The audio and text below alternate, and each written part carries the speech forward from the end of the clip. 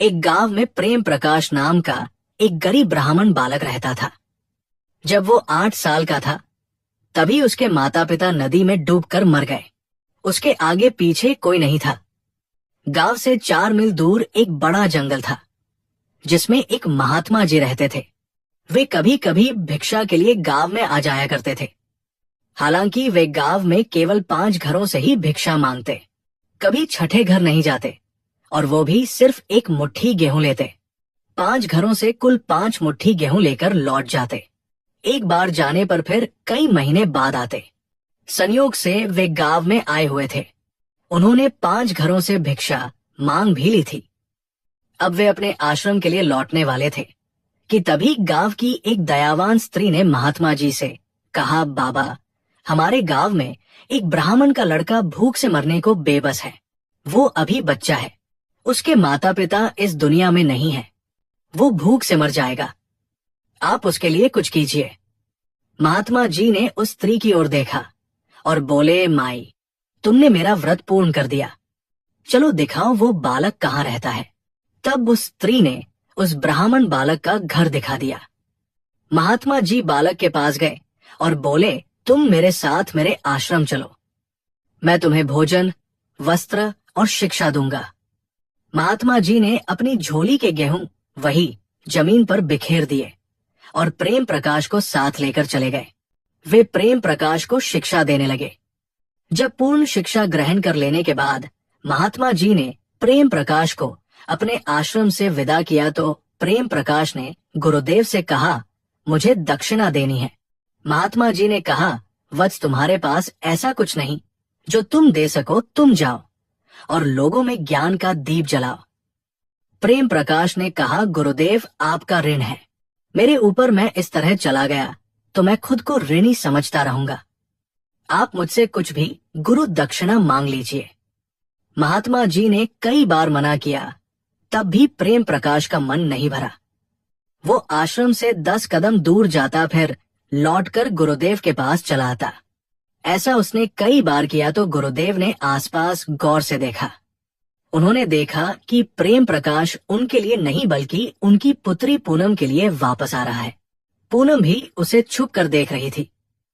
वो आश्रम से बाहर तो जा रहा है, मगर पूनम को अपनी ओर देखने के बाद लौट आता है और गुरु दक्षिणा मांगने की बात करता है। महात्मा जी समझ गए कि यदि ये चला गया तब भी इसका मन पूनम में लगा रहेगा और पूनम भी इससे प्रेम कर बैठी। महात्मा ने सोचा कि ज्ञान की ज्योति तभी जलेगी जब प्रेम की ज्योति जलेगी, तो पहले प्रेम की ज्योति जला देता हूँ। बेटी भी सयानी हो गई है, आज नहीं तो कल पूनम का विवाह किसी न किसी से करना होगा। मगर स्त्री कोई जानवर नहीं कि किसी के भी पल्ले बांध दो। अगर उसका दिल प्रेम प्रकाश पर आ गया है तो उसका विवाह भी प्रेम प्रकाश से ही होना चाहिए, तभी वो सुखी रह पाएगी। प्रेम यदि हो तो झोपड़ी में भी स्वर्ग का आनंद मिल जाता है, वरना बिना प्रेम पाए रानी अभी राजमहलों में सिसकती रहती है। महात्मा जी बोले, वत्स प्रेम प्रकाश, जब तुम्हारा मन मुझे गुरु दक्षिणा देने को कर रहा है तो तुम बिना गुरु दक्षिणा दिए यहाँ से जा नहीं सकते। मैं भी अब तुमसे बिना गुरु दक्षिणा लिए जाने नहीं दे सकता। प्रेम प्रकाश को खुश होकर बोला, गुरुदेव, आप मुझसे गुरु दक्षिणा मांगिए। तब गुरुदेव ने कहा, मैं तुम्हें गुरु दक्षिणा में अपनी बेटी के लिए मांगता हूँ। तू इसे स्वीकार कर तथा मेरे ऊपर उसकी मौसी का कर्ज है जो 500 स्वर्ण मुद्रा है, जिसे तुम्हें 5 साल में चुकाना होगा। प्रेम प्रकाश पूनम से विवाह की बात सुनकर बहुत खुश हुआ। उसकी मोह मांगी मुराद पूरी हो गई। वो कई वर्षों से पूनम के लिए सपने सजोए बैठा था, मगर आज उसकी मुराद पूरी हो गई थी। लेकिन जब 500 स्वर्ण मुद्रा देने की बात सुनी तो उसके पसीने छूट गए। भला वह इतना धन कहाँ से ला सकता था। फिर भी अपने आप को संभालते हुए बोला, गुरुदेव, मैं कोशिश करूंगा। तब गुरुदेव बोले, तुम्हारी बातों में शंका झलक रही है, शायद तुम दूसरी शर्त पूरी ना कर पाओ, इसलिए हम अभी पहली शर्त को भी रोक देते हैं। हम तुम्हारा विवाह पूनम से तभी करेंगे जब तुम 500 स्वर्ण मुद्रा लाकर मुझे दे दोगे। अब तुम जाओ, यदि तुम इतना पैसा कल लेकर आ गए तो तुम्हारा विवाह कल ही हो जाएगा। और यदि 5 साल बाद भी नहीं आए तो पूनम तेरे लिए अविवाहित बेटी नहीं रहेगी, कि मैं पूनम का विवाह किसी भी राजकुमार से करा दूंगा। अब जाओ और धन का प्रबंध करो। प्रेम प्रकाश की खुशी गायब हो गई। अब उसे लगने लगा कि पूनम उसके लिए आसमान के तारे के समान हो गई है। हम उसे देख तो सकते हैं परंतु मिल नहीं सकते। प्रेम प्रकाश अपने घर लौट आया। वो जानता था कि एक गरीब ब्राह्मण को 500 स्वर्ण मुद्रा जुटाने में पूरी उम्र निकल जाएगी, फिर भी वो प्रबंध नहीं कर पाएगा। मगर अब कर ही क्या सकता था। गुरुदेव के आदेश का पालन करना था। वो गुरुदेव के सभी शिष्यों में होनहार था। वो अपने घर आ गया, पर अब घर कहाँ था? टूटी झोपड़ी कब की सड़ चुकी थी। उस स्थान पर सिर्फ झाड़ियां थी। प्रेम प्रकाश ने 1-2 आदमियों का सहयोग लिया। उसे सहयोग मिल भी गया। गांव में कई साल बाद लौटा था तो लोगों में थोड़ा प्रेम उमड़ आया। सबने ब्राह्मण की झोपड़ी फिर से बनाकर खड़ी कर दी। मगर जब शाम हुई तो प्रेम जा चुका था। किसी ने भी ब्राह्मण से भोजन के लिए नहीं पूछा। फिर भी ब्राह्मण को संतोष था कि वे लोग तो मेरे घर आए थे, मेरा घर बना दिया। मुझे उनको खाना देना चाहिए था और मुझे उनका स्वागत करना चाहिए था, मगर मेरे पास तो कुछ था ही नहीं। ब्राह्मण ने दूसरे दिन पूरे गांव का भ्रमण किया, मगर किसी ने हालचाल भी नहीं पूछा तो वो दूसरे गांव गया। वहां के लोगों ने नौजवान ब्राह्मण का स्वागत किया और अपना पुरोहित बनने के लिए आग्रह किया। ब्राह्मण ने सहज स्वीकार कर लिया। वहां के लोगों ने ब्राह्मण को तरह तरह के व्यंजन खिलाए और बहुत सी दक्षिणा दी। ब्राह्मण ने भी उन्हें बहुत से प्रवचन सुनाए और फिर अपने घर आ गया। दूसरे दिन फिर दूसरी दिशा में निकला तो आगे कई गांव मिले, मगर किसी ने ब्राह्मण का स्वागत नहीं किया। उस गांव के लोग ब्राह्मण को देखकर भड़क गए और उसका अनादर किया तो वो उस गांव में ठहरा ही नहीं, आगे निकल गया। आगे एक छोटा सा शहर मिला। शहर बहुत छोटा था मगर उसमें रहने वाले बहुत अमीर थे। ब्राह्मण उस शहर में गया, उन लोगों से मिला, बहुत से प्रवचन दिए। वहां के लोगों ने ब्राह्मण का खूब स्वागत किया, खाना भी खिलाया, मगर दक्षिणा 1 पैसा भी नहीं दी। ब्राह्मण समझ गया कि ये अमीर जरूर है मगर इनका दिल बहुत छोटा है, इनके दिल में दान की भावना जगानी होगी। ब्राह्मण वहां से फिर अपने घर लौट आया। इस तरह ब्राह्मण ने घूम घूम कर 20 से ज्यादा गांव में यजमानी बना ली। अब उसे यजमानी से पैसा मिले ना मिले, भोजन और अन्न की कोई कमी नहीं थी। पूजा पाठ कराने पर उसे वस्त्र भी मिल जाते थे। कोई ना कोई बड़ा आदमी सोने की 1-2 मुद्रा भी दे देता था तो वो उसे अपनी झोपड़ी के अंदर गड्ढा खोदकर छिपा देता था। मगर 1 साल के परिश्रम से सिर्फ 30 स्वर्ण मुद्रा जुटा पाया था। ब्राह्मण अपने गांव के उत्तर में स्थित गांव में कभी नहीं गया था। उसे पता था कि उस तरफ के गांव में ब्राह्मणों की तादाद बहुत ज्यादा है, तो उसे उन गांव में कोई पुरोहित नहीं बनाएगा। पूर्व की तरफ जंगल था जिसमें महात्मा जी रहते थे, तो आसपास के गांव वाले महात्मा जी को छोड़कर किसी को महत्व नहीं देते थे। इसीलिए ब्राह्मण की मजबूरी थी कि दक्षिण और पश्चिम के गांव में यजमानी बनाई। इस तरह ब्राह्मण यजमानी में निकल जाता। वो 3-4 दिन बाद या फिर 1 सप्ताह बाद लौटता। उसे खाने की सामग्री, वस्त्र और अन्न मिल जाते, वो लाकर अपने गरीब पड़ोसियों में बांट देता। पड़ोसी भी ब्राह्मण से खुश रहने लगे थे। वे ब्राह्मण की अनुपस्थिति में उसकी झोपड़ी की देखभाल करते। इस तरह 1 साल का समय गुजर गया। एक दिन ब्राह्मण को शहर में एक सेठ के घर पुत्र जन्म पर प्रवचन और कथा सुनाने का अवसर मिला।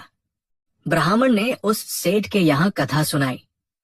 जब ब्राह्मण उस सेठ का पुरोहित बना था तो सेठ की बहू को पुत्रवती होने का आशीर्वाद दिया था।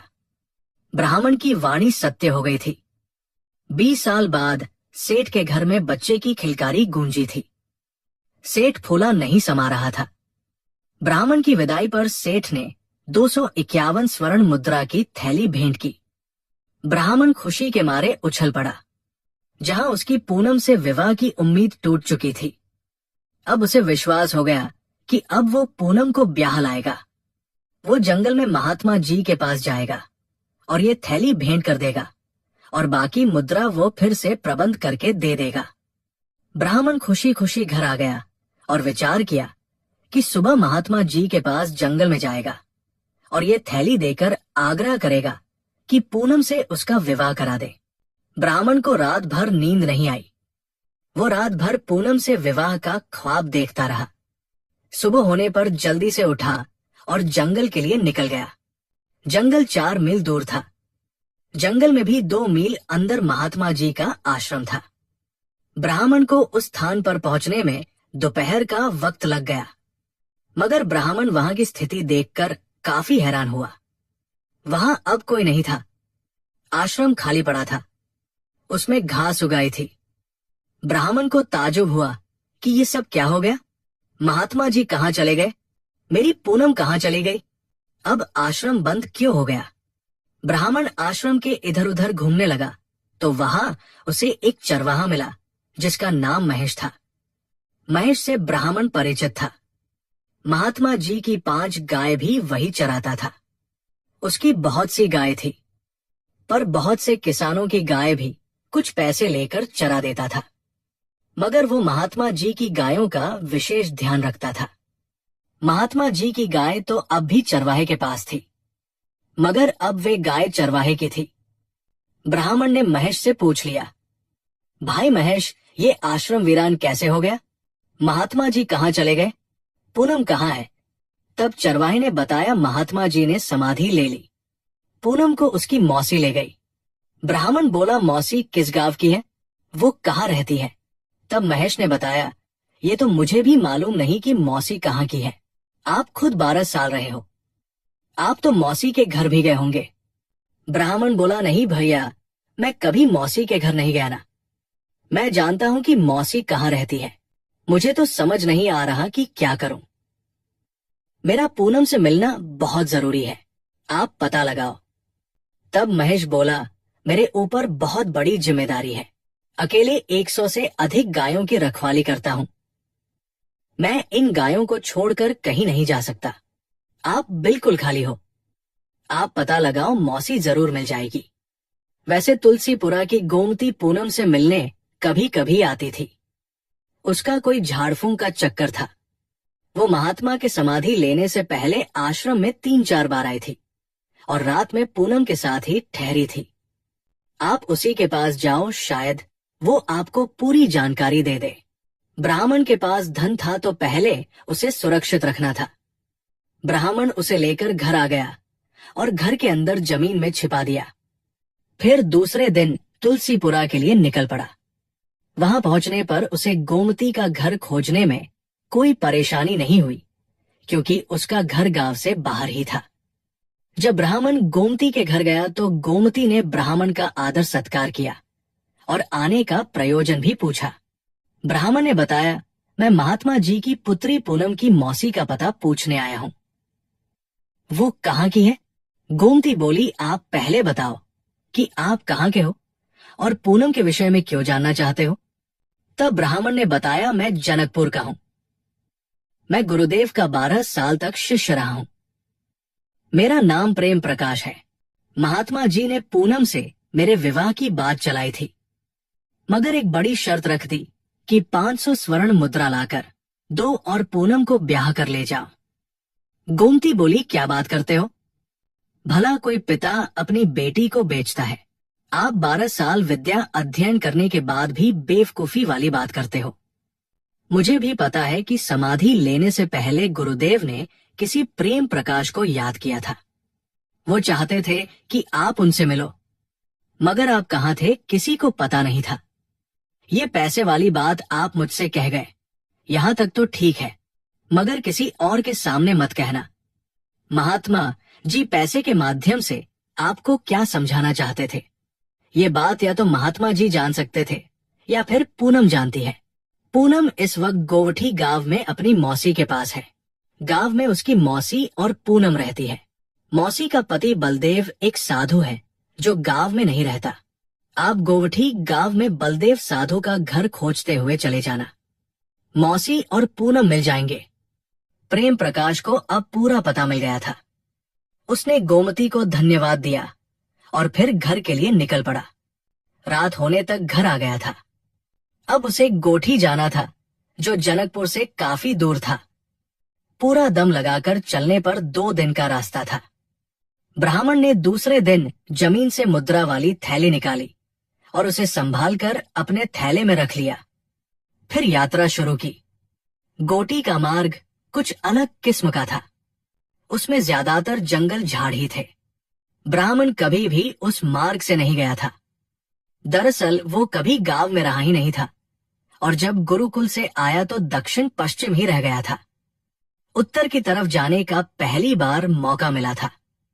उसने पता कर लिया था कि जनकपुर और गोटी के बीच में कहीं ठहरने लायक जगह भी है या नहीं। तब गांव के ही एक पड़ोसी ने बताया था कि बीच में एक बड़ा बाजार रहता है। वो बहुत ही सुंदर जगह है। आते जाते लोग उस बाजार में ठहरते हैं। वहां सराय बहुत सस्ते में उपलब्ध हो जाती है। ब्राह्मण सुबह गोठी के लिए चल पड़ा। सुबह के वक्त उस रास्ते से आने जाने वाला कोई नहीं था, तो वो अकेले चल रहा था। कोई 3 मील दूर निकल गया, मगर उस मार्ग में कोई आता जाता नहीं मिला। उसने सोचा कि अकेले ही जाना पड़ेगा। रास्ते में कोई बात करने वाला भी नहीं मिलेगा। वैसे लंबी यात्रा में 2 आदमी तो साथ होने ही चाहिए, मगर वो साथ लेता किसको? उसका भी गांव में कोई साथी मित्र नहीं था और बनाना भी नहीं चाहता था।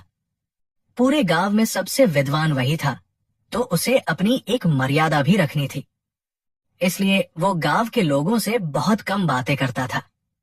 कुछ गरीब पड़ोसियों को छोड़कर उसके पास कोई आता भी नहीं था। पड़ोस में भी स्वार्थवश लोग अपने बच्चों को लेकर आते थे कि यजमानी से पका हुआ भोजन लाएगा तो उनके बच्चों में बांट देगा, और ब्राह्मण बांट देता था। वो अपने पास भोजन संग्रह करके नहीं रखता था, यहाँ तक कि ज्यादा अन्न होने पर भी वितरण कर देता था। इस प्रकार गरीब बच्चे उसे अपने पिता से भी ज्यादा मानते थे। वह यात्रा में ना तो किसी पड़ोसी को ले जा सकता था, ना उनके बच्चों को, तो वो अकेले चल रहा था। जब वो करीब 7 मील का सफर तय कर चुका था तो रास्ते में आगे जाती हुई 2 नौजवान स्त्रियां मिली। दोनों अपने अपने सिर पर एक एक पोटली रखी हुई थी। वे उससे 100 कदम आगे जा रही थी। ब्राह्मण स्त्रियों का साथ नहीं पकड़ना चाहता था, तो वो धीरे धीरे चल रहा था कि स्त्रियां आगे चली जाएं। वो सोच रहा था कि कोई पुरुष मिल जाता तो बातें करते हुए रास्ता कट जाता, मगर स्त्रियां भी धीरे चल रही थी और ब्राह्मण का साथ पकड़ना चाहती थी। जब उन्होंने देखा कि ब्राह्मण जानबूझकर ठिठक रहा है तो वे खड़ी हो गई और बोली, ब्राह्मण देवता, अरे आप धीरे क्यों चल रहे हो? आओ हम साथ चलते हैं। आपको देखकर हमारी जान में जान आई है। हम दोनों अकेले चलते हुए बहुत डर रही थी। स्त्री का जीवन भी कितना मुश्किल भरा है। अकेली यात्रा भी नहीं कर सकती, रात को अकेली कहीं ठहर भी नहीं सकती। कहने को तो स्त्री ही पुरुष की जन्मदाता है, मगर पुरुष को अकेली स्त्री मिल जाए तो उसे कच्चा खा जाना चाहता है। स्त्री का तो पुरुष के बिना अपना कोई अस्तित्व ही नहीं है। ब्राह्मण अब स्त्रियों के साथ हो लिया था। वो बोला, देवियों, आप बिल्कुल ठीक कह रही हो। कुछ पुरुषों की मानसिकता पशुवत हो चली है, मगर अच्छी बात यह है कि हर पुरुष वैसा नहीं है। एक स्त्री बोली, ब्राह्मण देवता, देखने से तो आप ज्ञानी लगते हो, तो आपको इतना तो जरूर पता होगा कि ये पुरुष लंपट कैसे बन जाते हैं। वे स्त्रियों पर बुरी नजर क्यों रखते हैं। तब ब्राह्मण ने बताया, देवियों, हकीकत जानकर तुम दोनों को बहुत हैरानी होगी। दरअसल पुत्र माँ के आचरण को ग्रहण करता है। माँ यदि बदचलन होगी तो उसका पुत्र भी लंपट होगा। माँ संस्कारी होगी तो पुत्र भी संस्कारी होगा। वही पुत्री अपने पिता का संस्कार ग्रहण करती है। पिता संस्कारी है तो पुत्री कुलवंती होती है। अगर पिता का आचरण ठीक नहीं, लंपट है, तो उसका प्रभाव पुत्री पर पड़ता है। लेकिन मनुष्य चेतनशील प्राणी है, तो कुशाग्र बुद्धि वाले संतान पर किसी का कोई प्रभाव नहीं पड़ता, बल्कि वे खुद अपना प्रभाव दूसरों पर डालते हैं। वैसे लोग ही समाज में आदर्श बन पाते हैं। फिर ब्राह्मण ने पूछा, देवियों, आप दोनों घर से अकेले ही क्यों निकली हो? आप दोनों अपने पति को भी तो साथ ले सकती थी, लेकिन मुझे तो कोई दूसरी बात नजर आ रही है। लगता है पति से लड़ाई करके आ रही हो। पहली स्त्री बोली, ब्राह्मण देवता, बात तो कुछ ऐसी ही है। मैं ठारी गुजरी। मुझे किसी की बात बर्दाश्त करने की आदत नहीं। तो हो गई पति से लड़ाई। पति की भी आदत बुरी है, वो बिना बात भी मुझे मारने पीटने लगता है। मैं कई बार उनके हाथों पीट चुकी हूं। आज मुझे भी जोश आ गया। इस मदमस्त जवानी का क्या भरोसा, जोश आ ही जाता है। तो मैंने आज उनकी पिटाई कर दी। मार खाने के बाद लगे हाथ जोड़ने, तो मैंने उन्हें माफ कर दिया। मगर बोली कि अब तुम्हारी हुकूमत मुझ पर नहीं चलेगी, मैं मायके जा रही हूं। वो बोला, भाग्यवान, जल्दी चली जाओ, मुझसे खर्चा ले लो, 5-7 माह रहकर आना। तुम्हारे माता पिता बूढ़े हो चले हैं, उनकी सेवा करके आना। तो मैं मायके जा रही हूं। वो अपनी साथ वाली स्त्री से बोली, बहन तुम अपनी बताओ कि कैसे घर से चली हो। तब वो स्त्री बोली, बहन तुम मुझसे कुछ मत पूछो तो अच्छा है, मेरा पति एक नंबर का ढीठ है, वो किसी काम का नहीं है, मैं तो लोक लाज से घर में उसके साथ रह लेती हूँ। आज सुबह उसने बड़ी गुस्ताखी कर दी, मुझे नाश्ता बिस्तर पर नहीं दिया, तो मुझे भी तुम्हारी तरह जवानी का जोश आ गया और फिर कई पटकनी लगा दी। वो हाथ जोड़कर बोला, बहन जी तुम मायके घुमाओ। एक पटकनी से मैं उसकी पत्नी से बहने नजर आने लगी। तो अब उस भाई के पास क्या रहना जो मेरा पति भी है। उसका दिमागी बैलेंस गड़बड़ा गया है, तो मायके जा रही हूं। वो ठीक हो जाएगा तो फिर लौट कर आऊंगी। वैसे ब्राह्मण देवता, आप कहाँ जा रहे हो, आप अपनी बताओ। ब्राह्मण ने दोनों स्त्रियों के माथे पर देखा। वे कोई सुहागन स्त्री नहीं थी, दोनों कुंवारी थी और गप्पे हाँक रही थी। ब्राह्मण समझ गया कि मेरा साथ गलत स्त्रियों से हो गया है, मुझे इनसे बचना चाहिए। तो ब्राह्मण ने भी कहना शुरू किया, देवियों आप तो जानती ही हो कि सर्वत्र आप लोगों का ही राज है। मेरी पत्नी कई दिन से कह रही थी कि मेरे मायके घूम आओ, मगर मुझे यजमानी से फुर्सत ही नहीं मिल रही थी। तो पत्नी की बर्दाश्त की सीमा बाहर हो गई। आज उसने मेरी चारपाई पलट दी, उसके बाद मेरी शिक उखाड़ दी। मुझे बेलन से बहुत मारा, तो मैं पत्नी का मारा गरीब बेचारा अब ससुराल जा रहा हूं। स्त्रियों ने देखा कि ब्राह्मण की शिक सिर पर ही है, तो बोली, ब्राह्मण देवता आपकी शिक उखड़ी नहीं है, वो तो यथा स्थान पर विराजमान है। तब ब्राह्मण बोला, नहीं देवियों, तुम नहीं देख सकती कि मेरी कहाँ की शिक उखड़ी हुई है। मेरे दिल के अरमान उखड़ गए हैं, मेरे अंदर की शिक उखड़ गई है। दोनों स्त्रियां बोली, ब्राह्मण देवता वाकई आप बहुत मजेदार आदमी हो, आपके साथ चलने से तो रास्ते का पता ही नहीं चलेगा। वैसे आपको जाना कहाँ तक है? तब ब्राह्मण ने बताया, मेरा पहला पड़ाव तो रेटा बाजार तक है। दोनों स्त्रियां बोली, हमें भी वहीं तक जाना है। चलो अच्छा हुआ हम एक से भले 3 हो गए, एक तो बातें करते करते रास्ता कट जाएगा, दूसरा रात होने पर हम साथ ठहर भी जाएंगे। रात में स्त्रियों का अकेली ठहरना उचित नहीं रहता, लेकिन जब हम साथ होंगे तो कोई मुश्किल नहीं होगी। हम कुलीन स्त्रियां हैं, आपको कोई परेशानी भी नहीं होगी। वैसे आप बहुत भूखे होंगे, हमारे पास कुछ लड्डू है, खा लीजिए। ये बात सुनते ही ब्राह्मण का कलेजा हिल गया कि बाप रे बाप, ये खड़े खड़े लूट लेना चाहती है। ब्राह्मण अपने आप को संभालते हुए बोला, देवियों मेरा आज व्रत है, मैं कोई भी अन्न नहीं खा सकता, मगर तुम दोनों के आग्रह को ठुकरा भी नहीं सकता। तुम लड्डू मुझे दे दो, मैं कल व्रत टूटते ही खा लूंगा। एक स्त्री बोली, आप भी गजब बात करते हो, अगर अभी हम आपका साथ देने को तैयार हो जाए तो सारा व्रत तोड़ दोगे, मगर लड्डू खाने में व्रत की बात करते हो।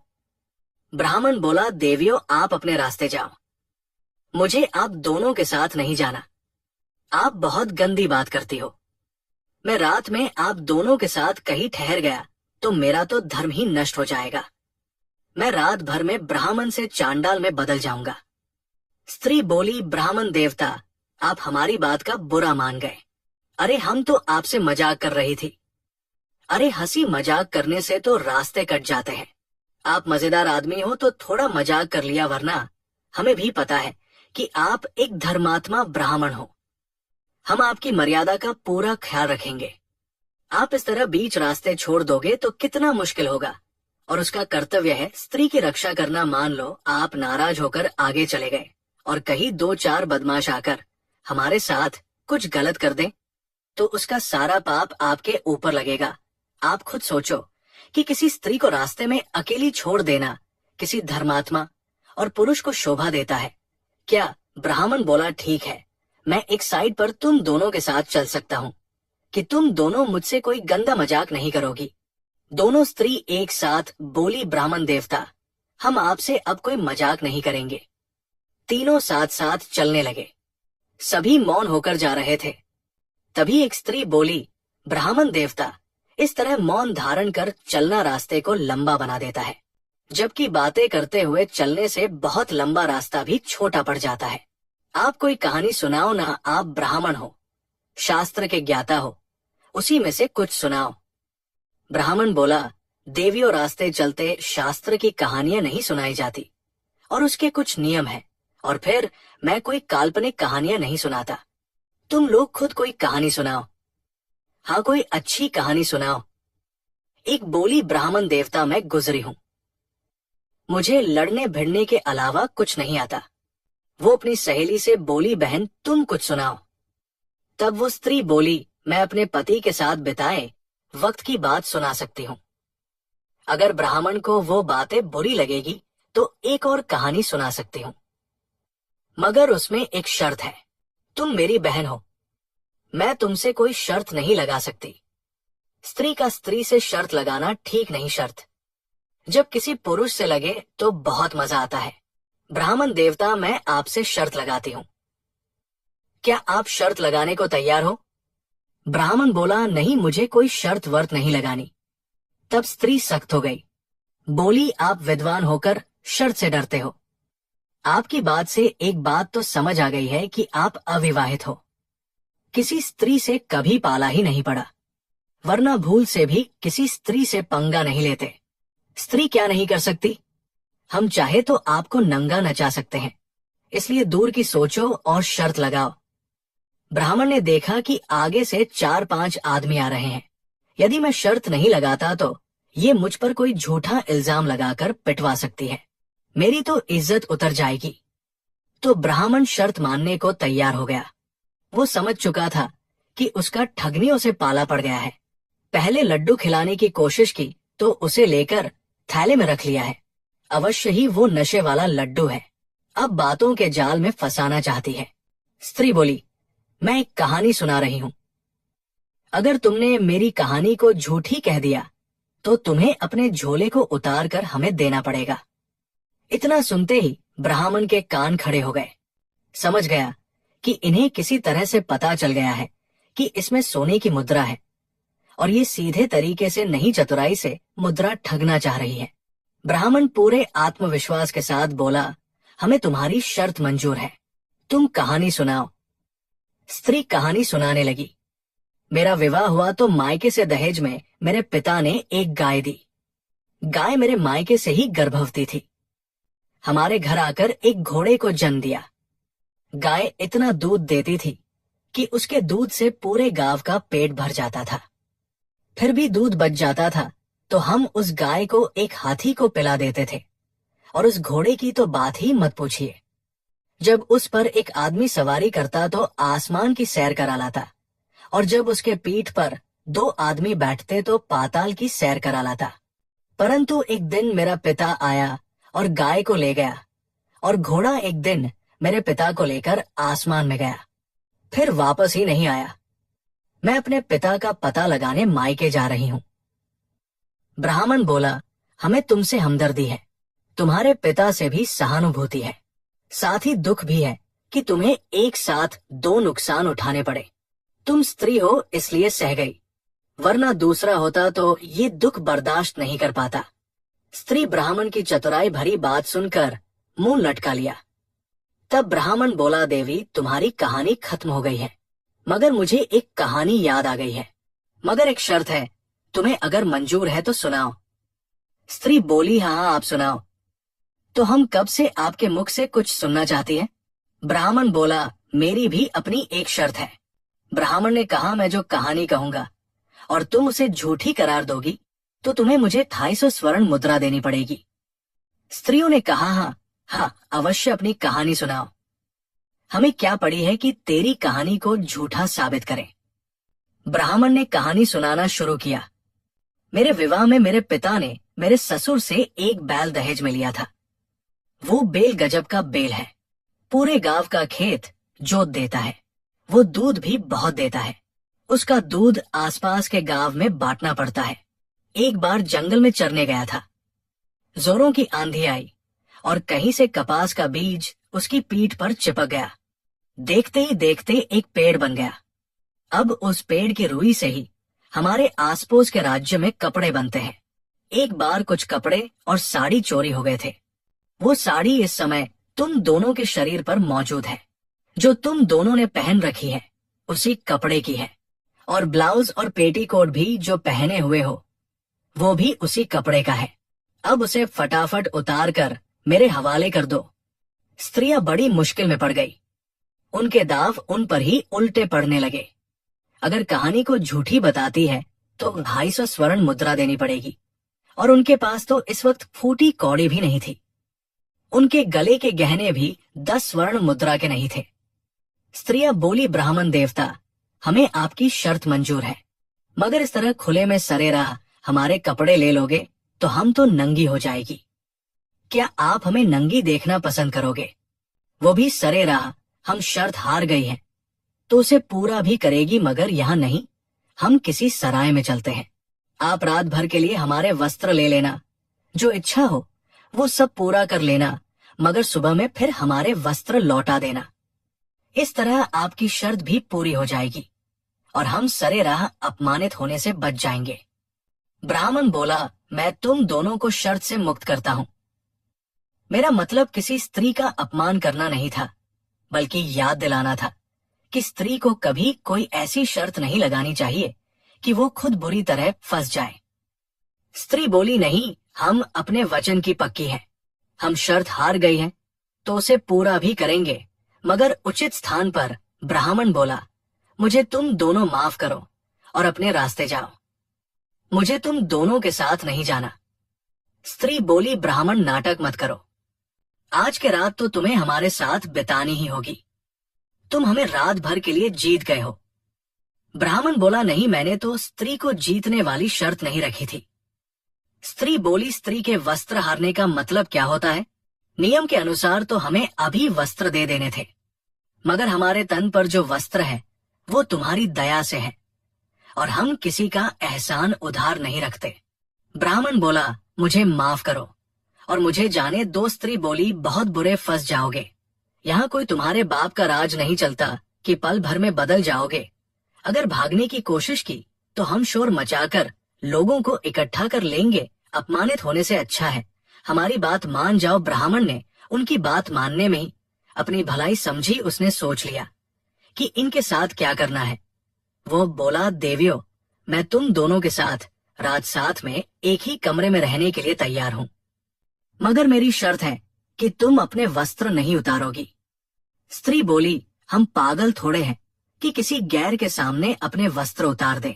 अरे, हम तुम्हें इसलिए साथ रखना चाहती है कि हमारे साथ कुछ गलत ना हो जाए। चलो, अब बाजार आ गया है, सराय में कोई अच्छा सा कमरा ले लो। आज कुछ लजीज व्यंजन खिलाओ, फिर रात की बात रात में होगी। ब्राह्मण ने एक सराय में कमरा लिया। वहां कमरा पति पत्नी के लिए ही मिलता था, तो ब्राह्मण ने दोनों को अपनी पत्नी बताकर कमरा ले लिया। दोनों स्त्रियां कमरे में चली गई तो ब्राह्मण कमरे के बाहर छिपकर उनकी बातें सुनने लगा। स्त्रियां समझी कि वो खाना लाने चला गया है, तो दोनों आपस में बातें करने लगी कि ये सराय वाला आदमी की खरीद या बिक्री की भी करता है। हमारे तो मजे हैं। खाना खा लेने के बाद उसे स्त्री सुख के बहाने फंसा लेंगे। वो जब हमारी बातों में आ जाएगा तो लड्डू खिला देंगे और उसका सारा माल लेकर निकलेंगे। उसे सराय वाली को बेच देंगे। दूसरी बोली, मुझे नहीं लगता कि वो हमारी बातों में आएगा। तब पहली बोली, रसमलाई किसी को बुरी नहीं लगती, वो हर बात मानेगा। ब्राह्मण ने सारी बात बाहर से सुन ली। वो जल्दी से दोनों के लिए खाना लाया। मगर रास्ते में उसने नशा मिला दिया। दोनों को लाकर खाना दिया तो स्त्री बोली, फटाफट हमारा साथ देने को तैयार हो जाओ, हमें बिना पुरुष के रहने की आदत नहीं, आज की रात तुम ही हमारे पति हो। ब्राह्मण बोला, देवियों धीरे बोलो, मैं कब से तैयार हूं, मुझसे रहा नहीं जाता, जल्दी से भोजन करो। स्त्रियां खुश हो गई कि ब्राह्मण हमारी बातों में आ गया है। उन्होंने जल्दी से भोजन कर लिया, मगर भोजन खाते ही बेहोश हो गई। ब्राह्मण जल्दी से सराय वाले के पास गया और बोला, भाई मेरे पास 4 स्त्रियां हैं, अभी 2 को बेचना चाहता हूं, तुम चाहो तो 250 स्वर्ण मुद्रा में ले सकते हो। सराय वाले को बहुत सस्ते में सौदा पड़ गया था। उसने ब्राह्मण को 250 स्वर्ण मुद्रा दे दी। ब्राह्मण स्वर्ण मुद्रा लेकर